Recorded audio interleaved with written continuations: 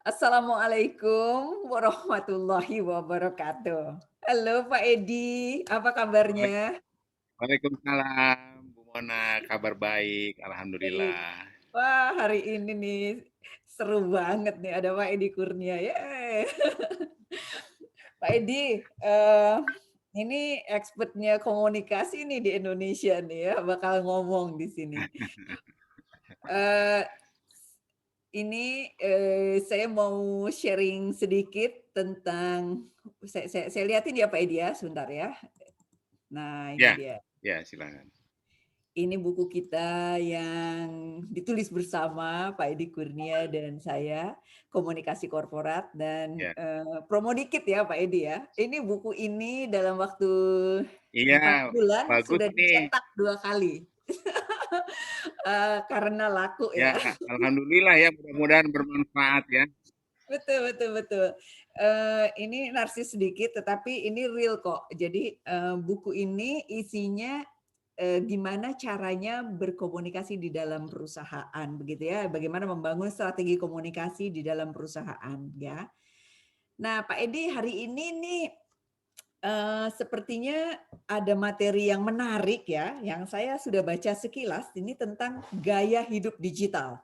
Kehidupan sekarang ini Iya, kehidupan yang mengarah ya, kepada digital dan, segala sesuatu sekarang ini menjadi terpengaruh oleh digital ya. Banyak tantangan, banyak peluang pada dunia bisnis dan nanti saya terus terang ingin tahu apa implikasinya kepada komunikasi korporat begitu. Gimana iya, Pak Edi? ya. Baik, Saya terima lihat. kasih Bu Mona. Ini adalah sesi yang menurut saya menarik Mhm. dan kita bisa mencermati, menelaah, karena Mhm. ini adalah sesuatu yang saat ini memang sudah kita lakukan sehari-hari. Iya. Bukan lagi sesuatu yang eksklusif, bukan lagi sesuatu yang istimewa kalau Mhm. kita berbicara tentang gaya hidup digital. Mhm. Masyarakat secara keseluruhan tidak bisa Mhm. lepas dari sini. Nah, Mhm. saya ingin mengatakan Mhm. bahwa gaya hidup digital saat ini selain perkembangan teknologi yang sangat pesat, dalam hal ini adalah teknologi digital Mhm. berkembang dengan sangat pesat, Iya. namun perkembangan teknologi ini sebetulnya tidak cukup Mhm. ya. Maksud saya tidak cukup adalah ada faktor pendorong yang Oke. membuat ini berkembang lebih cepat lagi. Faktor Iya. pendorongnya apa? Iya iya iya Di atas segala kesulitan yang kita hadapi, iya itu adalah situasi COVID-19 yang iya marah atau yang berkembang iya, akhir 2019 di mhm Cina dan kemudian menyebar ke seluruh Indonesia.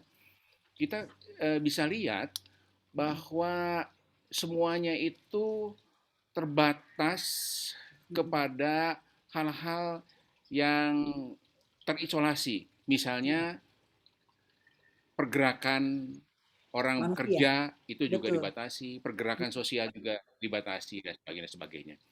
Nah, iya ini betul-betul memberikan implikasi yang sangat besar. iya, Orang didorong semuanya untuk memanfaatkan teknologi digital. Jadi ini adalah situasinya, saya tidak perlu bacakan, nanti bisa iya dilihat saja. Yang iya jelas seluruh dunia kena dampak pandemi ini.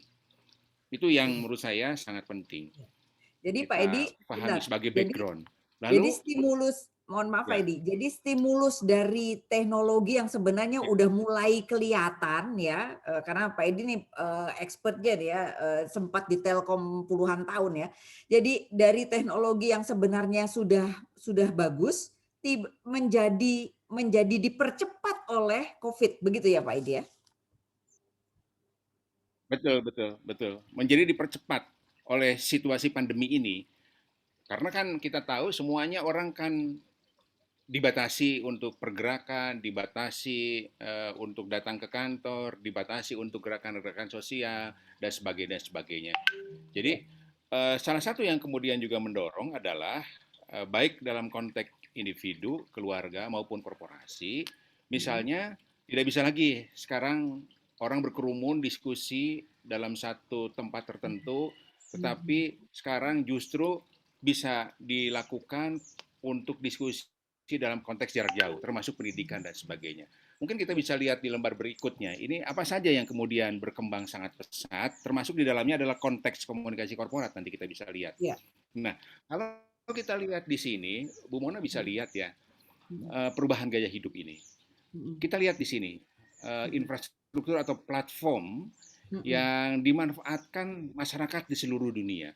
mm, Kita bisa lihat di sini video conference platform mm, yang sehari-hari sekarang, yang sebelum pandemi ini kita tidak tidak terlalu banyak memanfaatkan ini, meskipun sebetulnya ini sudah ada. Jadi kalau mm, kita lihat misalnya video conference platform itu, mm, misalnya aplikasi Zoom, itu mm, bayangkan ya, di mm, posisi terakhir dimanfaatkan oleh setiap orang, dimanfaatkan oleh 300 juta orang per hari. Google Meet itu adalah 100 juta orang per hari, mm, dan Microsoft Teams itu adalah 75 juta orang per hari. Bayangkan video conference platform mm, tumbuh dengan sangat pesat. Jadi dalam konteks bisnis mereka mm, juga mendapatkan momentumnya. mm, Ini mm, yang untuk mm. Zoom, Google Meet, dan Microsoft ini. Iya kan? Ya. Mm, Lalu kita lihat sekarang di yang berikutnya, sosial mm. media platform misalnya, Betul. yang memang sebelumnya juga seperti Facebook sampai dengan YouTube, WhatsApp, dan Instagram, itu sebelumnya juga memang sudah tumbuh ya, ngikuti gaya hidup masyarakat ya. Mm, Nah, tetapi dengan adanya pandemi mm, ini, sosial media platform juga bayangkan kalau kita jumlah 2,7, 2 miliar, 2 miliar, 1,2 miliar, ini sudah hampir sama dengan populasi penduduk dunia. Mungkin mm, sama dengan populasi penduduk dunia kalau dijumlahkan pemakai ini mm, sudah tujuh setengah mm, miliaran, 7,5 miliaran apa pengguna ini gitu, user mm, ini. mm. Nah, ini juga bergerak lagi. Digital payment platform juga berkembang sangat pesat.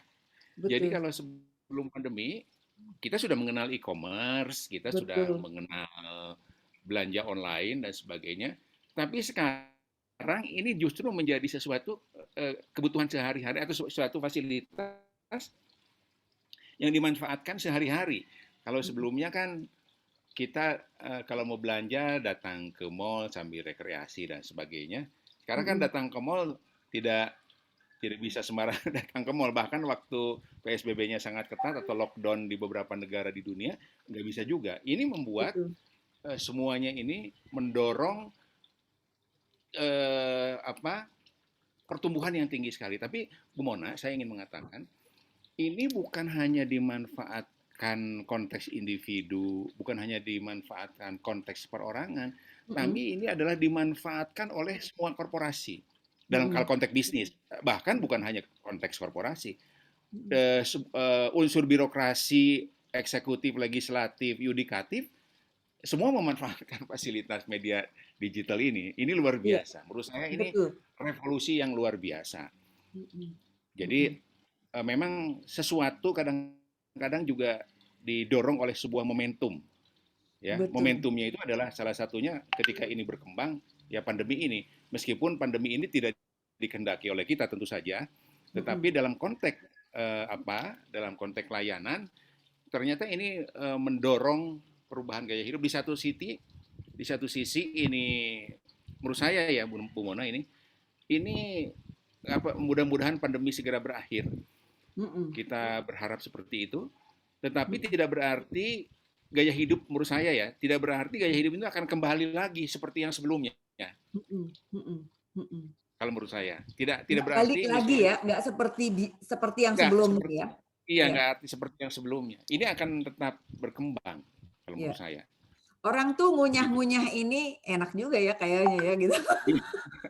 Ya sekarang misalnya kita bisa bekerja di mana saja begitu. Ya, Jadi mungkin betul. awalnya dalam konteks kebijakan korporat, kebijakan birokrasi, kebijakan pendidikan, kuliah dan Ya. sebagainya.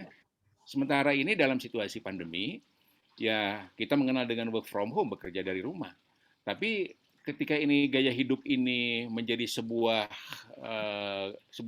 ya namanya gaya hidup ya. Gaya hidup itu kan sesuatu yang akan melekat menjadi Ya, budaya gitu.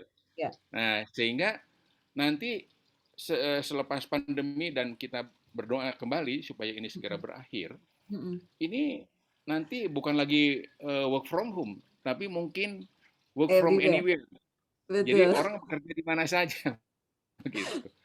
Pak Kan Edi, gitu. saya sampai kebayang, kayaknya saya nggak keberatan deh tinggal di desa mana gitu. Oh iya dong, Heeh, karena apa saja bisa betul. kita lakukan gitu, ya kan?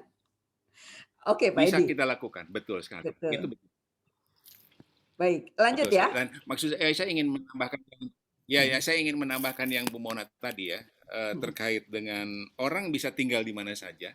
iya, Dan saya melihat sebetulnya mhm, kalau kita lihat segmentasi bisnis yang berkembang iya, ya di era pandemi ini, selain bisnis apa yang berbasis digital begitu, salah mhm, satunya yang juga tumbuh sebetulnya adalah bisnis pertanian iya, gitu. iya, iya, iya, iya, Agrobisnis itu tumbuh dengan sangat pesat karena mereka bisa terfasilitasi untuk memasarkan produk-produknya dengan sangat mudah begitu. Bahkan sampai desa-desa, benar nggak? sama transportasi, Pak Edi, transportasi juga Betul, berkembang pesat sekali. Semua orang betul, membutuhkan, ya kan? betul. Pengiriman barang, arus lalu Iya, lintas barang itu, apa ya, membuat orang diem aja deh, silakan, Anda diam, iya, kami yang akan mengirimkannya, gitu. Dan iya. mungkin sebentar Jadi lagi dengan teknologi drone akan lebih lebih ini lagi ya, lebih cepat lagi ya. betul. Jadi mungkin kalau berbicara transportasi yang tadi disampaikan Bu Mona, saya ingin lebih menyempitkan lagi. Itu Mhm. konteksnya transportasi dalam konteks distribusi logistik itu Iya, bertumbuh distribusi dengan logistik. sangat Ya, cepat. Betul, iya, betul. iya, Distribusi logistik, tapi pergerakan orang sementara ini mungkin tertahan karena kan ada iya, beberapa hal bertahan. yang harus dipatuhi dalam konteks pandemi. Tapi logistik dia akan, menurut saya itu salah satu yang juga sekarang tumbuh. Betul, betul Iya, sekali. iya. Logistik basis. Ya, Next ya. gitu Bu. Nah, ini dia. Ya. Heeh, silakan. Nah, kalau kita lihat ini ya, kalau kita lihat sebetulnya seperti apa sih ini apa pertumbuhan layanan digital di dunia ini? Kita Mhm, lihat ya sekarang di posisi saat ini di dunia ya, global mhm, maksudnya. mhm, Itu pertumbuhan pengguna internet di dunia per Januari 2021 tumbuh 7,3% dengan penetrasi 59,5% dari mhm. total populasi dunia. Seperti yang tadi disampaikan, ini 60% lah kita sebut. Jadi kalau total populasi dunia itu adalah 7 miliar atau 7,5 miliar, ya 60%-nya itu sudah apa sudah mempergunakan fasilitas Benar. internet ini atau layanan digital ini. Jadi Miliar itu ini ya? tadi. Iya betul. Jadi peningkatan ini turut mendorong tadi yang saya bilang. Ini penting. Turut mendorong kenaikan faktor inklusi keuangan Iya, sebesar 68,5%. Jadi kalau Bu Mona sekarang mau belanja buku begitu, ya mhm, kan Bu Mona tidak usah datang ke toko buku begitu. Bahkan iya, Bu Mona bisa membeli buku di seluruh dunia betul, yang akan dijadikan referensi, secepatnya bisa diperoleh. Jurnal-jurnal internasional Bu Mona bisa mendapatkan juga dengan sangat cepat begitu. betul. Jadi Bahkan ini digital, Pak Edi. revolusi kalau menurut Bukunya saya ya. bukunya bahkan digital, iya Betul, kan? Heeh. betul. Bisa fisik, bisa digital. Bukunya sendiri bahkan sudah digital. Jadi Bukunya sendiri sudah digital, luar biasa. betul. Jadi e-book itu Heeh. hebat itu, luar biasa Itu ini, itu luar nggak biasa. kayaknya beneran nggak Jadi balik lagi deh. Kayaknya coba nggak kita balik lihat. lagi ya, Pak Edi ya. Paling modifikasi-modifikasi ya. Nggak balik lagi Bu Nggak Mona. balik lagi, betul. Betul, nggak balik lagi. Kalau menurut Mhm, saya hampir tidak mungkin kembali lagi. mhm, Dan faktanya nanti kita bisa lihat ya di mhm, akhir itu mhm. efisiensinya ternyata tinggi sekali begitu Iya, dengan kondisi seperti ini. Memang ada beberapa yang apa yang pasti ya ada yang kena imbasnya. Ini mungkin setelah pandemi berakhir itu apa sektor-sektor yang terkait dengan pertumbuhan ekonomi dan sebagainya pasti itu akan diperhitungkan ya karena itu kan perlu perlu pertumbuhan. iya. Kita lihat tadi ada 59,5% jadi tumbuh 7,3% dibandingkan tahun Tahun sebelumnya begitu. sebelumnya, iya. Nah, ini yang menarik ini ya. Tadi yang saya sebut kita lihat yang tadi yang terkait dengan faktor inklusi keuangan itu Iya, 68,5%, jadi naik dari yang sebelumnya 67,1%. Nah, kalau kita lihat faktor yang lain yang juga menarik itu adalah eh, aktivitas belanja online ya. Jadi global e-commerce activity ini juga tumbuh sangat tinggi khususnya yang terkait dengan pemasaran produk online ya. Itu 76,8% dibandingkan 74% di tahun sebelumnya. Lalu kemudian eh, layanan produk-produk online yang disosialisasikan melalui mobile phone itu juga naik menjadi 55,4% dibandingkan sebelumnya 52%. Nah, ini yang Hampir 4% kalau ya. kita lihat sekarang dari semuanya ini yang kemudian betul-betul menjadi gaya hidup bukan hanya di kota-kota besar, kota-kota metropolitan, tapi sekarang sampai ke desa-desa Iya. dari status sosial kalau kita berbicara SES sosial ekonomi masyarakat dengan kualifikasi A, B, C, Mm-mm. D gitu bahkan itu sekarang sudah tidak ada bedanya lagi antara sosial ekonomi A, B, C, Mm-mm. D begitu atau C itu Mm-mm. semua orang sudah bisa berlanja melalui digital payment. Betul. Jadi Betul. tinggi sekali. Jadi kalau Bu Bedanya Mona jumlahnya aja ya, barangkali ya ya. Beda. jumlahnya aja. Betul.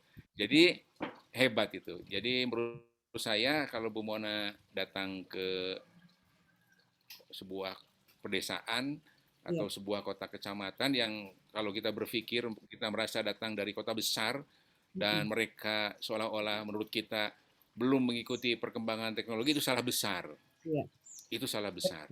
Betul. Jadi mereka betul-betul sudah sangat maju Bahkan gitu. Pak Edi, holiday Ada hal virtual juga sekarang yang menarik. memungkinkan. Pak Edi, holiday virtual sangat memungkinkan sehingga orang Betul, juga mulai berpikir betul, lagi, nggak apa-apa juga saya dari rumah begitu jalan-jalan juga, ya kan? Meskipun memang ada sesuatu yang berbeda dengan itu betul, gitu ya. Tapi sudah ada solusi untuk betul, mengurangi gitu ya. Atau kreativitas berkembang dengan sangat pesat dengan adanya modifikasi teknologi ini gitu, ya kan? betul, Oke, betul, terus Bu Mona, betul sekali, mau betul cerita sekali. apa Pak Edi? Ya, Ya, perkembangan. nah ini adalah Mhm. ini gambaran Indonesia. Ini Oke, gambar, kalau tadi kita berbicara soal global, ini adalah education. Indonesia. Ya, Jadi kalau kita lihat di Indonesia ini cukup tinggi, Bu Mona, udah 73,7%. Jadi kalau sebelumnya 5 tahun lalu kita merasa ketinggalan, mungkin masih internet usernya masih sekitar 40-an persen, sekarang 73%. Bu Mona lihat ya, itu pertumbuhannya sangat tinggi, naiknya sangat tinggi dari yang sebelumnya 15,5%. Artinya kalau kita berbicara year on year, itu tumbuh berarti dibandingkan 2020 Januari itu 15,5%. Ini ada pertumbuhan yang cepat emang begitu ya. orang Indonesia itu adaptif ya, cepet banget gitu Itu ya betul. terhadap teknologi itu Ya, ya. betul. Oke, Adaptif terhadap teknologi betul. eh, dan ya adaptif terhadap teknologi dan menjadi Produk, yang memang harus kita pikirkan atau yang harus kita ya otokritik barangkali ya. ya. Betul adaptif terhadap teknologi, tapi otokritiknya itu kita Ya. harus berpikir bersama-sama. Artinya kalau kita Ya. berpikir bersama-sama itu artinya seluruh komponen bangsa ini harus berpikir bersama-sama Ya. bagaimana supaya kita tidak hanya menjadi bagian dari market, tidak hanya bagian Betul, dari pasar. betul, Betul nggak? betul, Jadi betul. bukan hanya target pasar, tapi juga kita harus harus menjadi bagian, harus bisa menghasilkan inovasi-inovasi supaya kita Betul. juga sejajar dengan yang lain. Jadi kita kalau bisa produk-produk kita juga yang mulai masuk ke high teknologi misalnya atau teknologi yang tinggi, teknologi kemudian udah masuk ke negara lain begitu. Betul, betul. Nah, Karena sejauh ini adaptifnya itu possibility-nya ada. Karena possibility-nya ada, ya kan? betul, betul, betul. Pak Edi, di sini Jadi saya lihat ya, Pak Edi mohon maaf, ini ya, di sini purchase product online, any ya, device, 87,1%. Ini Indonesia. Artinya betul. sebenarnya luar biasa nih adaptasinya ya kan, lebih tinggi daripada negara dunia, ya kan Pak Edi? Iya, Dilihat dari yang betul tadi. betul. Betul, lebih tinggi, kita lebih tinggi. Mhm. Jadi, eee, menurut saya ini sudah loncatan yang jauh ya, kalau kita berbicara tentang, kalau kita pemanfaatan daripada teknologinya. Ya, Iya, betul nggak ya? Udah iya, jauh. Hanya yang mungkin bukan prihatin ya, hanya yang eksponensial. harus kita pikirkan sama-sama dari seluruh komponen bangsa, bagaimana supaya kita menjadi bagian daripada inovasinya juga gitu. Iya iya iya iya iya, setuju setuju Benar nggak? setuju. Sebagai bagian daripada inovasinya. Jadi bukan hanya kita orang lain meluncurkan produk, kemudian kita menyerap semua produk itu dengan sangat cepat. Itu oke Iya, sebagai bagian daripada consumer knowledge begitu ya, atau pemakai daripada teknologi.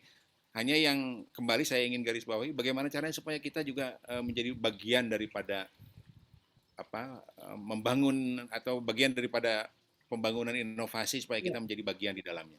Produktif Menurut saya daripada konsumtif ya Pak Edi ya? betul, produktif daripada konsumtif. Itu Iya, yang sangat kita harapkan begitu.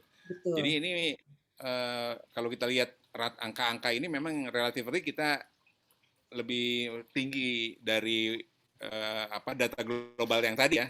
Kalau kita Betul. lihat sebetulnya. Pak Edi ini Iya. kita disayang-sayang sama negara lain karena negara-negara produsen. Terus udah gitu Iya. nanti pada saat mereka butuh tempat, mereka carinya di tempat lain.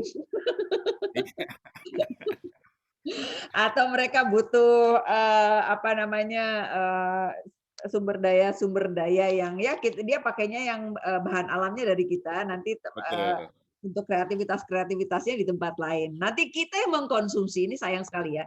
Ini, betul. saya suka sama standpoint tadi yang Pak Edi sampaikan, Iya, membangunkan kesadaran warga negara, anak-anak Indonesia bahwa kita ini punya peluang yang besar sekali ngelihat dari data-data ini, punya peluang yang besar betul. sekali dan sangat mungkin untuk bisa mengembangkan, asalkan kita mau Betul. kreatif. Jadi instead of konsumen, kita menjadi produsen begitu. Betul. Oke. Jadi ya mungkin begini satu satu satu poin lagi Bu Mona yang menurut saya penting adalah eh, potensi sumber daya manusia kita sangat besar. Iya, iya iya, Jadi eh, generasi milenial kita juga banyak begitu. betul betul. Surplus populasi milenials. Iya, Kemampuan inovasi juga sebetulnya tidak kalah sebetulnya betul ya kalau lihat betul. beberapa referensi. Namun salah satu yang menurut saya harus kita perkuat adalah kemampuan memasuki pasar Oke. gitu. Jadi Mmm, membangun sesuatu kita mungkin bisa bisa, mhm tapi ketika mhm. itu produk sudah jadi, bagaimana ini supaya masuk pasar dan diserap pasar. Nah, ini yang menurut saya tantangan juga dari satu sisi yang harus kita pikirkan bersama-sama. Mmm, Jadi ini sangat sangat sangat penting, sangat menantang. iya iya Menurut saya pasar itu adalah menjadi sesuatu yang memang tidak mudah ya. Karena pasar itu kan ada unsur pricing, harga begitu, apakah iya kompetitif, kemudian iya desain apakah menarik, iya kemudian adalah strategi komunikasi, marketing dan sebagainya. Itu iya juga sudah disiapkan sedemikian rupa dan iya. sebagainya. Ya, gimana ngebangun reputasi dari Ya, perusahaan itu kan harus ada produk dan jasa yang betul. bagus, harus Reputasi ada bagaimana environment yang bagus sehingga bisa merekrut orang-orang yang bagus untuk ada di sana. Kemudian bagaimana apa namanya kinerja finansialnya juga bagus. Banyak sekali ya unsurnya ya Pak Edi. Oke, betul. kita Betul. lanjut ya. Betul sekali Nih, Bu. bagaimana Pak Edi yang ini? Baik. Ya. Nah, jadi begini, dari diskusi yang sudah kita lakukan tadi, Mm, atau beberapa referensi yang sudah kita coba lihat, mm, ya, saya mencoba menarik kesimpulan mm, dalam konteks ini. Jadi yang pertama adalah kita berada dalam era new normal atau adaptasi kebiasaan baru.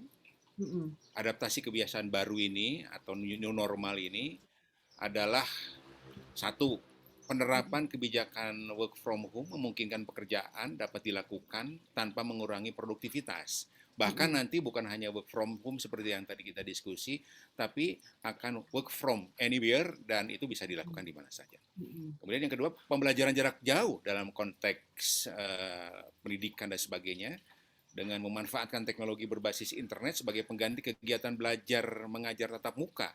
Jadi mungkin Mm-mm. kalau sekarang Bu Mona mengajar juga ternyata juga bisa dilakukan melalui pembelajaran jarak jauh dengan platform yang seperti kita lakukan saat ini Mm-mm. itu bisa berjalan efektif juga. Memang pada saat pandemi berakhir pertemuan tatap muka juga akan tetap diperlukan begitu. Mm. Namun kalau menurut Ya. saya ini tidak akan berakhir dan ini akan menjadi gaya hidup seterusnya seperti yang kedua, yang tadi saya sampaikan. Mm-mm. Kemudian yang kedua, ini yang mungkin orang menjadi berpikir khususnya dalam manajemen korporasi juga birokrasi sebetulnya.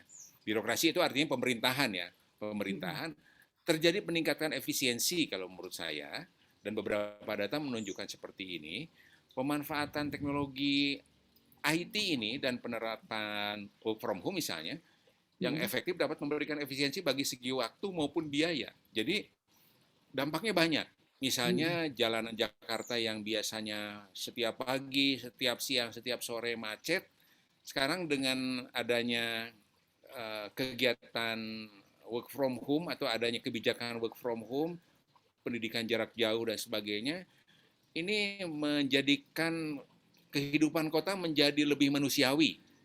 Kalau misalnya kita dalam konteks manusiawi itu lebih longgar, lebih Mm. lancar, Udaranya juga bagus. polusi polusi juga menjadi berkurang begitu. Mm. Ya, jadi menurut saya ini akan akan menjadi sesuatu evaluasi yang mungkin sebaiknya berlanjut Biaya ya, gedung juga Pak Edi, biaya gedung, oke, kemudian betul. apa namanya transportasi dan lain sebagainya. Iya, betul. Saya ingat Hanya Pak Edi. memang Hmm. hanya memang begini yang tadi Bu sampaikan Bu Mona, biaya gedung, sewa gedung, transportasi dan sebagainya memang ada dampak terhadap bisnis properti. Pasti ketika Betul, sesuatu ada plus, yang lain ada minusnya. Nah, ini yang betul, betul, betul. mungkin nanti pemerintah atau kita bersama-sama Ya, ya, memikirkan bagaimana semuanya setelah setelah ya, era normal, setelah era pandemi ini berakhir, memikirkan semuanya tetap berjalan, tetapi ya. hal-hal yang sudah menjadi gaya hidup saat ini tidak juga dihilangkan begitu. Jadi ekonomi akan tumbuh dengan bagus. Kalau menurut Adaptasi saya, baru ya Pak Edi ya, ada ya adaptasi adaptasi baru. baru, ada Pak Edi, adaptasi baru. mohon maaf sebentar. Jadi beberapa tahun yang lalu itu, beberapa perusahaan sudah menerapkan work from home sebagian dalam seminggu itu sebagian work from home, sebagian work from office. Beberapa Ya, perusahaan-perusahaan besar lah begitu ya, sudah betul. melakukan itu. Nah sekarang ini malah dulu kan kita mikir emang kok bisa ya dan lain sebagainya gitu. Sekarang ini malah ya itu jadi gaya hidup ya kan? Iya betul. Iya betul, menjadi gaya hidup dan ini bagus ini sebetulnya. Dan menurut saya apa ya tadi ya artinya manfaatnya juga ada banyak begitu. Ya, Tetapi ya, kita juga harus berpikir ya tentu artinya kalau kita berpikir komprehensif kan dalam situasi seperti ini pasti kita dapat kesulitan, tapi ada beberapa yang memang ini sebuah kemanfaatannya kita peroleh. Namun tetap kita harus berpikir bagaimana semuanya bisa bergerak seimbang nantinya, begitu ya. Bergerak seimbang ini nantinya semua bisa bekerja lagi, bisa produktif lagi, ekonomi bisa tumbuh, bisnis bisa berjalan, sehingga akan hidup bersama-sama, tumbuh bersama-sama supaya ekonomi juga kita tumbuh ya. iya. Baik. Terus? Ini yang juga terjadi ini Bu Mona, digitalisasi internal. Mm-mm. Jadi digitalisasi internal ini sebelumnya mungkin kita tidak terlalu berpikir nih, baik di korporasi, di lembaga pendidikan maupun di birokrasi pemerintahan misalnya, paling tidak agak telat gitu difikirkannya. Tapi sekarang dengan terjadinya situasi ini, digitalisasi internal menjadi sesuatu yang prioritas dilakukan. Apa Iya. itu? Pemanfaatan teknologi informasi untuk menjaga produktivitas karyawan dan akselerasi program digitalisasi seperti video conference misalnya. betul. Zoom, Google Meet, Whereby dan sebagainya. Jadi ini Iya, sekarang kalau Bu Mona mengikuti begitu, dan saya kira pasti mengikuti semuanya. Jangankan korporasi di level mikro korporasi, kan kita memperhatikan pemerintahan aja mhm, juga semua rapat-rapat kabinet misalnya kalau kita lihat itu juga sudah memanfaatkan video conference semua kan. mhm, Jadi rapat kementerian kalau kita lihat juga mhm, memanfaatkan video conference. Jadi potret ini memang difahami mhm, sesuatu yang sebelumnya apa sebelumnya mungkin belum sebelumnya tidak menjadi prioritas sekarang menjadi prioritas dan ternyata ada juga ternyata ada hal-hal yang positif yang bisa dilakukan. Pertama misal keputusan bisa lebih cepat betul, gitu. betul. Materi misalnya Bu Mona menyampaikan materi kuliah bisa lebih cepat juga Mhm, dibandingkan dari rumah datang ke kampus misalnya memerlukan waktu 1 jam atau mhm, 1,5 jam, tapi mhm, dengan ini semua bisa dilakukan. mhm. Uh, yang berikut adalah sosial media. Saya kira Ya, ini kalau menurut saya sosial media kita tidak perlu ragukan lagi. Hanya yang mhm, diperlukan ini kan soal kedewasaan gitu kalau menurut saya Bu Mona. Hanya mhm, soal kedewasaan. Pada akhirnya soal kedewasaan saja. Sosial mhm, media itu eh, baiknya dimanfaatkan untuk hal-hal yang positif, mhm. tetapi karena ini adalah kontrolnya juga adalah kontrol di individu, kontrol di masing-masing, sehingga memang saat ini karena itu terkait dengan perilaku masyarakat mungkin ya. Nah, Mhm, perilaku masyarakat kan beragam, sehingga kalau kita perhatikan kan sekarang kita lihat banyaknya berita-berita bohong atau hoax misalnya. mhm, mhm, Kemudian hal-hal yang sifatnya kriminalitas juga terjadi, misalnya penipuan dan sebagainya. Mungkin dengan meningkatnya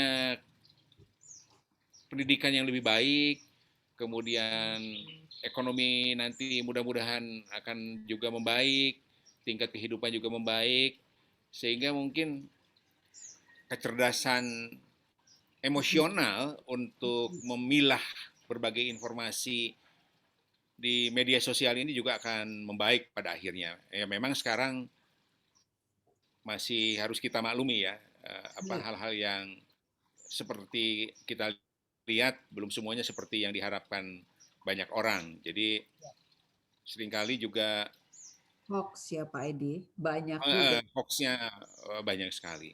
Nah, Ya, jadi kalau dari sini ditarik dari komunikasi korporat, sebetulnya Bu Mona, kalau kita mhm, berbicara di kesimpulan ini kalau menurut saya ya, ini semuanya ini adalah bagian daripada komunikasi korporat ya. Kalau ya, berbicara new normal begitu, itu kebijakan-kebijakan kalau kita berbicara komunikasi itu kan dalam konteks korporasi ya kan kita berbicara komunikasi korporat. Jadi komunikasi korporat itu berbicara tentang kebijakan, berbicara tentang organisasi, berbicara tentang krisis.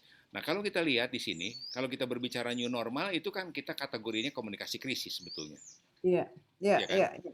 Mhm, Komunikasi krisis new normal, mhm, ya kan? Jadi mhm, konteksnya ini adalah komunikasi krisis.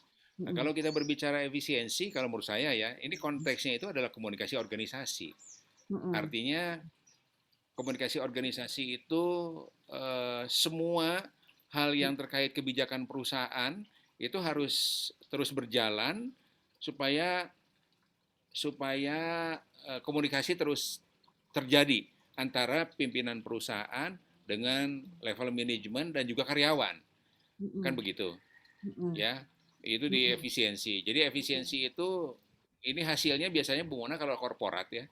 mhm, Efisiensi itu kan kita lakukan evaluasinya per bulan, lalu per triwulan misalnya. mhm, Karena mhm, itu akan berpengaruh terhadap bagaimana kinerja perusahaan ini seperti apa.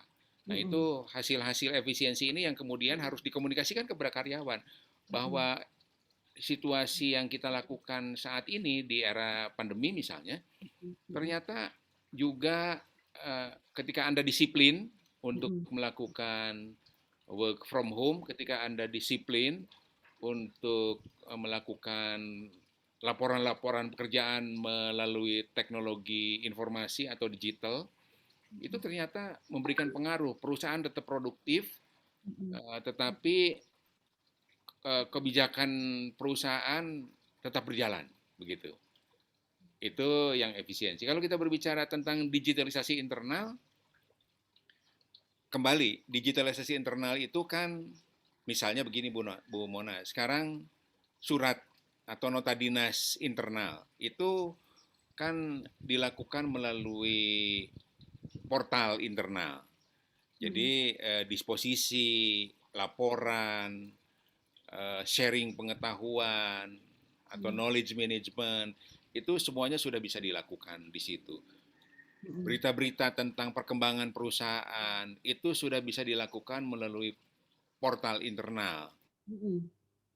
Jadi masing-masing saat sekarang kan mempunyai portal internal untuk seluruh aplikasi yang terkait dengan kebijakan-kebijakan perusahaan dari mulai pemasaran, dari mulai operasi, dari mulai SDM, remunerasi, cuti, dan sebagainya.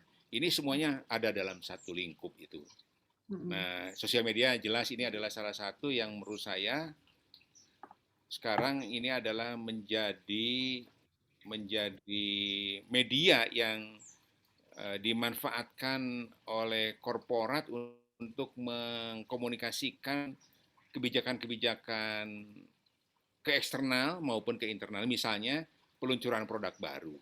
Mhm. Peluncuran produk baru, Bu Mona, Mhm. sekarang dilakukan melalui media sosial. Misalnya Mhm. live streaming melalui YouTube, Iya. kemudian melalui Facebook, iya kan? Kalau Iya. dulu kalau mau melakukan peluncuran produk, Iya.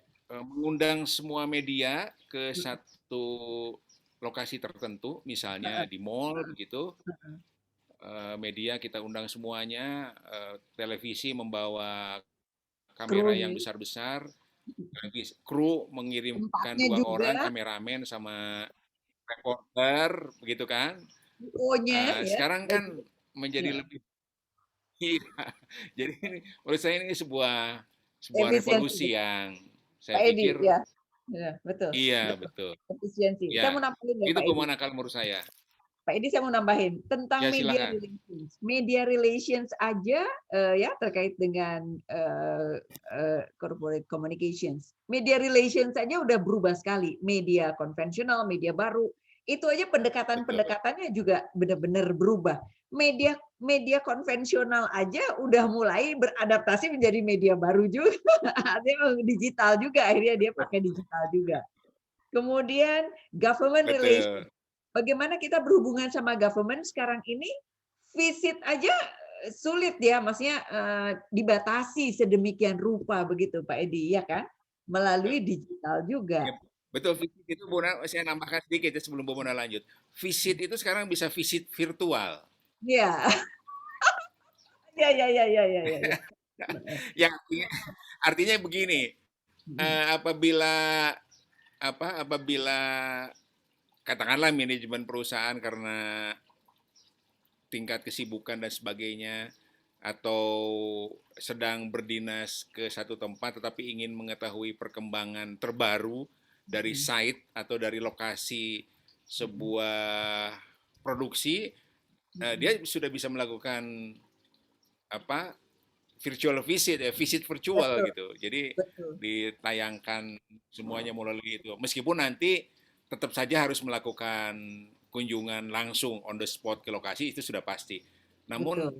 untuk tidak ketinggalan informasi atau untuk tidak ketinggalan laporan apa yang terjadi saat Mhm. ini itu bisa terjadi sekarang ini bisa dilakukan. Ya Iya. silakan Bu Mona. Iya. Investor relations, Pak Edi, investor relations. Sekarang juga, bisa nggak melalui digital, Pak Edi? Bagaimana melayani kebutuhan dari investor, apa yang ada di pikiran investor, calon investor melalui digital? Sangat mungkin kan, Pak Edi? Sangat mungkin Bu Mona. Jadi Bahkan sebetulnya kalau perusahaan-perusahaan publik ya, Mhm, TBK itu, mhm, mereka kan diwajibkan membuat laporan kepada investor mhm, setiap akhir triwulan atau setiap setiap setelah bisnis menjalani satu triwulan. Jadi iya, misalnya triwulan satu kan nanti berakhir Maret ya Bu Mona ya, mhm, berakhir Maret. Nah itu mungkin paling telat di pertengahan Maret itu, ya pertengahan April, dia harus sudah melaporkan kinerja itu ke pasar modal kan, ke Bapepam begitu. mhm, Kemudian juga ada yang laporan langsung kepada investor-investor. mhm, Itu sekarang bisa dilakukan ya melalui tidak lagi bertemu secara langsung meeting seperti yang kita lakukan zaman dulu, mhm, tetapi sekarang bisa dilakukan melalui media digital. Bahkan iya, sebelumnya sebetulnya dulu beberapa perusahaan multinasional mhm, setiap laporan triwulan tahun takwim itu mhm, juga sebetulnya dulu ya Bu Mona ya, mhm, itu kalau investor-investor asing yang ada di Hong Kong, ada di New York, atau di beberapa negara yang lain, London, Singapura, Tokyo misalnya, itu mhm, memang periodik dilakukan melalui telekonferensi sebetulnya. Dulu belum video conference, telekonferensi sudah ada juga sebetulnya. Ya, nah sekarang lebih lebih mudah lagi karena mhm, sudah ada aplikasi video conference yang lebih akrab. Dulu pun sebetulnya sudah ada video conference. Ikon itu sebetulnya sudah ada, cuman mhm. belum belum memasyarakat seperti yang sekarang. Jadi berkembang sangat pesat. Begitu Bu Mona. Jadi 2 tahun yang lalu, saya di kantor saya melakukan video conference ke, Inggris.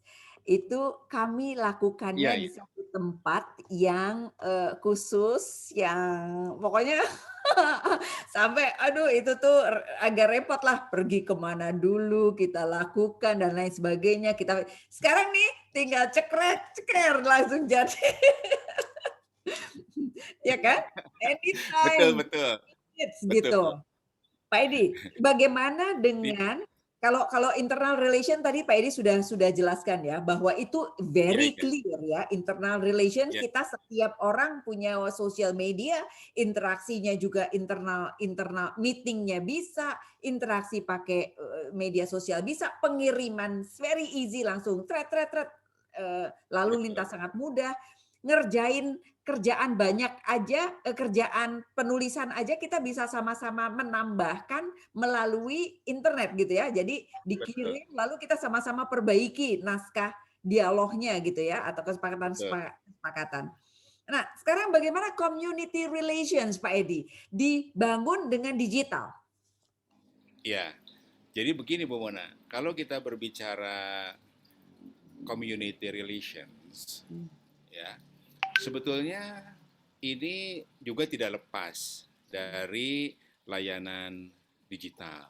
mhm, Jadi banyak hal yang bisa kita lakukan. mhm, Misalnya yang bisa mhm, kita lakukan inventarisasi data mhm, itu ya, berapa yang akan menjadi perhatian dari sebuah korporasi untuk berkontribusi terhadap lingkungan di daerah tersebut. Kemudian mungkin juga kita berpikir apa yang harusnya bisa kita berkontribusi begitu, itu mhm, juga mungkin bisa dengan memanfaatkan fasilitas, membangun fasilitas digital, memfasilitasi mhm, pendidikan misalnya, pendidikan jarak jauh mhm, yang saat ini sangat diperlukan.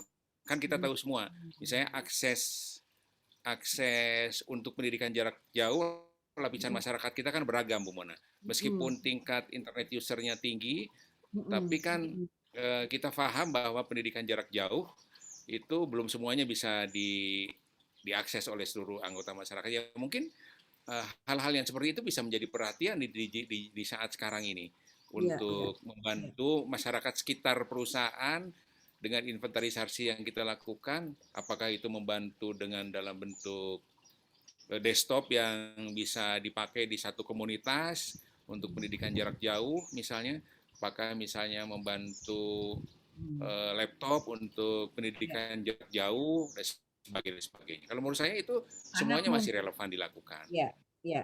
Jadi Sangat Pak Edi mungkin. Dan menurut ya, saya itu malah iya, dalam konteks mencerdaskan bangsa, menurut saya itu malah lebih relevan sebetulnya, Bu Mona. Iya, iya. Betul, betul, betul. Terus Pak Edi, Ya, sekarang ini search engine yang ingin mengetahui tentang informasi tentang perusahaan sangat mudah, ya kan? Mau tahu aja tentang satu orang atau tentang betul. perusahaan, dia akan segera mencari informasi tersebut, search.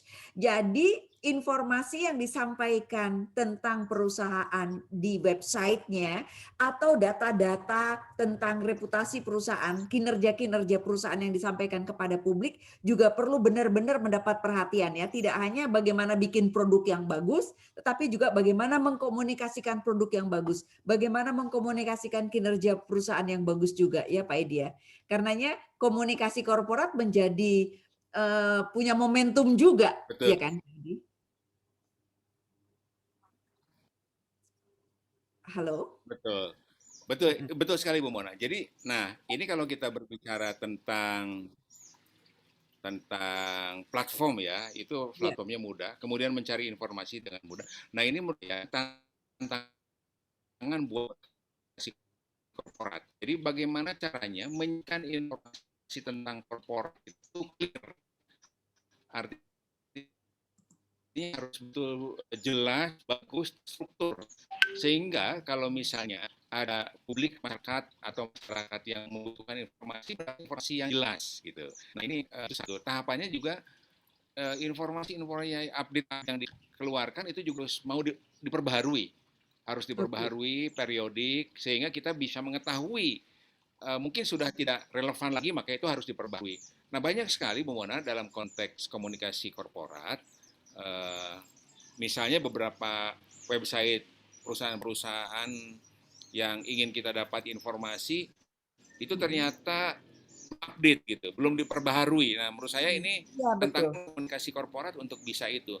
Juga ada juga media-media sosial yang dimanfaatkan mungkin Facebook atau apa saja begitu mungkin YouTube yang sebenarnya sudah keluar. Nah, itu harus tidak boleh terjadi gitu Iya, iya, iya, pada iya. luar itu. Harus harus dengan hal-hal yang terbaru. Oke. Sehingga publik akan terus mendapatkan informasi yang aktual. Kalau menurut Iya. saya sih begitu. Aduh.